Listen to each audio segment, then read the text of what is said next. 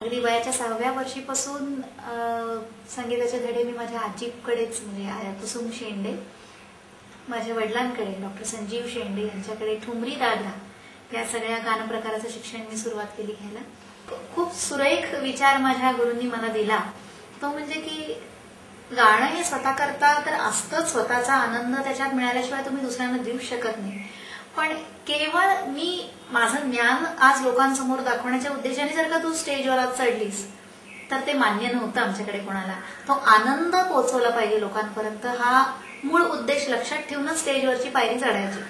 ती सेवा घडावी आयुष्यात शेवटपर्यंत अशी इच्छा आहे नक्की. आणि कुठेही स्पर्धा नको हे खरंच मत माझ्या आजीचं होतं, वडिलांचं होतंच आणि त्यातून वीणाताईंचं सुद्धा होतं. वीणाताईंकडे मी वयाच्या 12व्या वर्षीपासून शिकायला लागले वीणा सहस्त्रबुद्ध्यांकडे. आणि अहो भाग्य माझं की अशा गुरु लाभल्या, त्यांच्याकडून इतकं ज्ञान मला मिळालं. मैफिल कशी गाजवायला हवी, मैफिलीमधले काय असे इनपुट्स हवेत की जे तू अभिजात पद्धतीनेच कुठेही सवंगपणा न आणता तरीही लोकांना पटवून दिले पाहिजेस. तराणे गाताना जो उसनं अवसान आपण आणतो ना, तर ते मला वीणाताईंकडून शिकायला मिळालं. तोम तनन दे राणी राणी तोम तनन दे राणी राणी राणी राणी राणी राणी राणी राणी तोम तनन दे राणी राणी तोम. ही जी आक्रमकता आहे आणि तरी पण ती कुठेही अंगावर आली असं वाटतं नाही कामा, पण त्या तराण्याला फोर्सला न्याय दिला. माझ्या आजीच्या 61च्या निमित्ताने मी पहिल्यांदा लोकांसमोर गायले. राग बागेश्री गायले होते मी तेव्हा आणि त्याच्यानंतर एक नाट्य गेली. विष्णू दिगंबर पलुस्कर जयंती समारोहामध्ये जेव्हा मला पहिला कॉन्सर्ट, अगदी खरा जाहीर कॉन्सर्ट जो म्हणतात, तो मला करायची संधी मिळाली 1992 साली. आणि तोडी राग मी गायला होता आणि त्याच्यातली आधीचीच बंदिश मी गायली होती. सुंदर रूप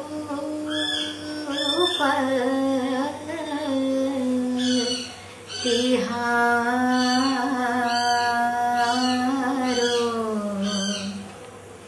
श्याम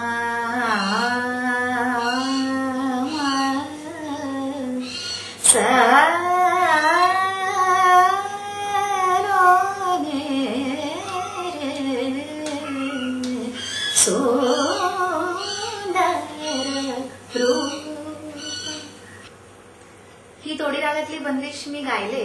आणि त्या दिवशी संध्याकाळी एक अविस्मरणीय योग माझ्या आयुष्यात जुळून आला. तो म्हणजे की त्यावेळेचे राष्ट्रपती आर व्यंकटरमण यांच्यातर्फे मला राष्ट्रपती भवनामधून फोन आला की सकाळी तू विष्णू दिगंबरला गातीयस तर आम्हाला आवडेल की जर का तू राष्ट्रपतींकरता एक छोटा कॉन्सर्ट संध्याकाळी केला असता.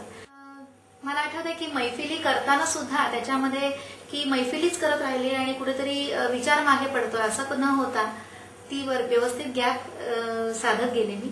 पण तरी स्वतःची ओळख निर्माण करणं हे मला जास्ती गरजेचं वाटतं की कुठेतरी आम्ही कोणाच्या तरी शिष्याचं गाणं ऐकायला जातोय किंवा कोणासारखं तरी ऐकायला मिळेल म्हणून जाणं, त्याच्यापेक्षा आज आम्ही सावनी शेंडे साठे हिचं गाणं ऐकायला जातोय ही जास्ती मला चांगली ओळख वाटते माझी. मी नेहमी म्हणते तसे की मला 2 आया आहेत, मला 2 वडील आहेत असंच मला वाटतं की एक माझी आई आहेच, पण माझ्या सासूबाई आहे. सासूबाई मला म्हणावंसं वाटत नाही त्यांना कधी मी आईचाच दर्जा त्यांना मी पहिल्यापासून दिला गेला, कारण का त्यांचं इतकं प्रेम आहे माझ्यावर.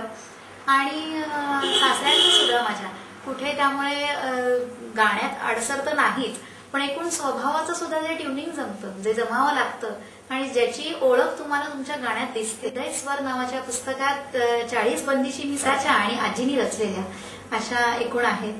शास्त्रीय संगीत सोपं करून सांगणं ह्याच्यासाठी नक्कीच मी प्रयत्न करते. लेक्चर डेमॉन्स्ट्रेशन्स आहेत आणि त्याच्यातून एकच पुढे साध्य करायचं की माझी एक स्वतंत्र ओळख की जी ऑलरेडी आता लोक म्हणतात की नाही सावनीचं गाणं वेगळं आहे, कारण का ते कोणासारखं नाही.